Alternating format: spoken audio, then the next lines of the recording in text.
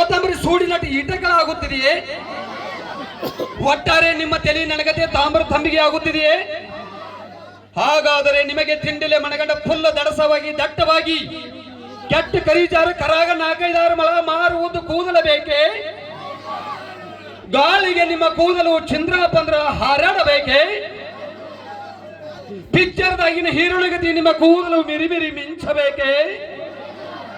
ಹಾಗಾದರೆ ನಾವು ನಿಮಗಾಗಿ 118 ವನಸ್ಪತಿ ಗಿಡ ಮೂಲಿಕೆಗಳಿಂದ ಅಂದರೆ ಅರಿಶಿನ, ಬೆಳ್ಳುಳ್ಳಿ, ಜೀರಿಗೆ, ಸಾಸಿವೆ, ಏಲಕ್ಕಿ, ಲವಂಗ, ದಾಲ್ಚಿನ್ನಿ, ಕರಿಬೇವ, ಕೊತ್ತಂಬರಿ, ಜಾಲಿ ತಪ್ಪಲ, ಬಣಿ ತಪ್ಪಲ, ಕೈ ಕಸ, ಗೊಳಗೊಳಕಿ, ಸಿಂಪಿಗೆನ ಹುಲ್ಲ, ಹಾತ್ರಗಿ, ಪಾತ್ರಗಿ, ಹುಲ್ಲ, ಮಣ್ಣ ಕಲ್ಲ, ಗರಸಗಲ್ಲ ಹಾಕಿ ಮ್ಯಾಗ ಕೆಂಪು ಗರಮ ಮಸಾಲೆ ಪುಡಿ ಬಗೆದು ಇನಾಶಿಕಂಗ ಸುಡಗಾಡು ಶುಂಠಿ ಬೇರೆಲ್ಲ ಹಾಕಿ ಅರಿವು ಹುರಿದು ಕಿಮಚಾಡಿ ಕಲಿಸಿ ತಯಾರಿಸಲಾದ ಕೂದಲೇಶಿ ಶಾಂಪು ಹಚ್ಚಿರಿ.